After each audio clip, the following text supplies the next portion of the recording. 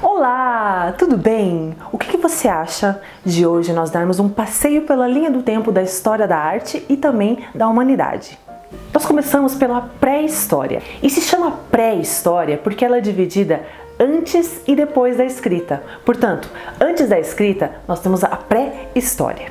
E é onde nós temos o período paleolítico e o neolítico, onde começam as primeiras manifestações artísticas de gravuras e também de pinturas nas paredes. Nós temos como exemplo Lascaux, no sudoeste da França, que é um complexo de cavernas onde tem várias pinturas nas paredes, que é um exemplo dessa arte pré-histórica.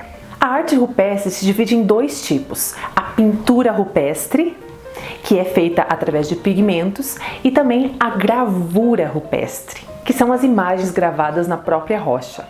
Nós saímos da pré-história e entramos na antiguidade, que se estende desde a invenção da escrita até a queda do Império Romano. Nós temos um período aí de mais de 4.000 anos. Também é o período das grandes civilizações: Mesopotâmia, Egito, Grécia e Roma. Nós temos o povo egípcio com todo o seu misticismo. A sua vida girava em torno de uma crença, que se acreditava que a alma voltaria a habitar o mesmo corpo. Então vem a questão também das múmias, todo aquele ritual, as pirâmides, lei da frontalidade, muitas coisas na arte egípcia que nós vamos ver depois. Na Grécia se destacam as colunas das três ordens, a dórica, a jônica e a coríntia, que nós vamos ver as características também em outro momento. O uso da figura geométrica, figuras mitológicas, os anfiteatros, toda essa questão também que nasce na Grécia. Depois nós temos a arte medieval, que Deus é o centro do universo.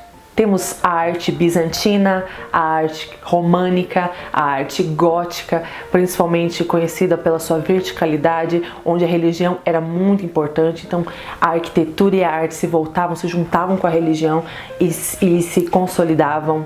Então entramos no Renascimento, aquela busca pela perfeição, estudo do corpo humano, a perfeição das formas, as esculturas, as pinturas, grandes gênios da humanidade que veio nessa época, tal como Leonardo da Vinci, que é considerado um gênio até hoje, sempre será. O Barroco, que a sua principal característica era juntar essa parte emocional com o religioso. Então nós temos grandes igrejas barrocas. Esses detalhes violentos entre luz e sombra também é uma característica barroca. Logo depois nós temos o Rococó, muito decorativo, cores claras e luminosas, também foram explorados os nus femininos. Logo depois vem a arte neoclássica, que busca de alguma forma resgatar essa arte e essas formas artísticas da época da antiguidade. Então eles querem reconstruir, fazer uma reconstrução dessa época. Aí nós temos o romantismo, que traz essa valorização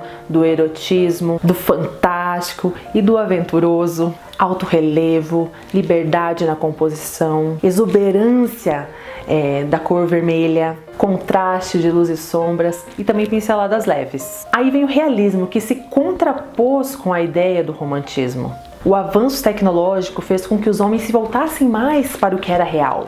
Começam a surgir os edifícios de ferro, de aço, de vidro, e vêm os grandes monumentos com essas características. A figura dos santos, que eram muito representadas, simplesmente se some nessa época, para-se de se representar graficamente. O pintor simplesmente só pinta aquilo que ele vê. É real, é o realismo. Então nós entramos na Idade Moderna, na Pós-Moderna e na Contemporânea. E aí nós temos vários movimentos nessa época. O impressionismo, que busca essa variação nos tons da luz, pintavam ao ar livre, tinham essa inspiração naquilo que se via, nas cores fortes, nas cores reais. Quem? Manet, Monet, Renoir, Cézanne. Veio então o expressionismo, que reflete a angústia e instabilidade daquela época, utilizando temas como amor, ódio, miséria, solidão, angústia. O principal artista dessa época você já deve saber, Van Gogh. Então nós temos o fauvismo, que é uma pintura que agride pelas suas cores fortes, pinceladas fortes, também conhecido como os feras. O cubismo, conhecido pela simplificação e geometrização das formas. Quem será que é um artista que se destaca no cubismo, hein? Pablo Picasso, é claro. Não, isso aí não é. Não é Picasso. Isso é Picasso. O abstracionismo, que não tem o compromisso de representar o que se vê, aquilo que está ao nosso redor, e sim algo realmente abstrato. Os artistas que se destacam nessa época: Kandinsky, Mondrian e Duchamp. Temos o dadaísmo, que é uma pintura irracional, sem sentido, debochada e satírica. Reflete o espírito de insatisfação e tédio. Como eu falei no outro vídeo, também reflete um período de saturação cultural, onde eles queriam simplesmente abolir a arte. Abolir a cultura da arte. Um artista que representa bem o dadaísmo é Duchamp. Temos o surrealismo, que para mim é uma fase maravilhosa. Não tem preocupação com a estética ou com a moral. É simplesmente um comando do subconsciente. Quem será? Quem será o artista que se destaca mais no surrealismo? Não tem como falar de surrealismo e automaticamente não pensar em quem? Salvador Dalí. Então nós entramos no futurismo, que é uma pintura dinâmica, vertiginosa, compatível com a velocidade da era da máquina. Usam formas geométricas para dar o movimento. E a última citação de movimentos que eu vou dar aqui é de Op Art e Pop Art. Op Art significa essa coisa de criação, das criações em série, simboliza também o mundo precário. E o Pop Art evidencia o cotidiano, aquilo que é comum, exagero das formas para chamar a atenção, e também a expressão do vulgarismo americano, valorizando os produtos consumidos em massa. Nós somos muito acostumados a ver coisas relacionadas ao pop art. Eu acho muito divertido, muito legal. E sim, hoje em dia a gente usa como retrô.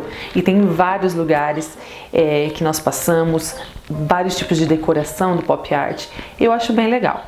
Só que era, de fato, uma crítica na época. Depois disso, nós já entramos na nossa era atual, onde nós temos muitos artistas maravilhosos aos quais nós temos sim que dar valor. Dar valor àqueles artistas que ainda vivem, que ainda podem receber algum prestígio. Eu sempre defendo isso porque eu acho que isso é muito importante para incentivar o artista. Nós temos aí um exemplo da artista Anita Malfatti, que acabou sendo tão criticada que simplesmente parou de pintar. E ela é uma artista muito falada, muito celebrada até hoje. E não deixa de ser da nossa época. Espero que você tenha gostado de ter feito essa pequena viagem nessa linha do tempo, da história e da humanidade. Se inscreva no canal, curta e compartilhe. E comenta aqui qual é o período que você mais gosta na história da humanidade. Então é isso, um beijo e tchau!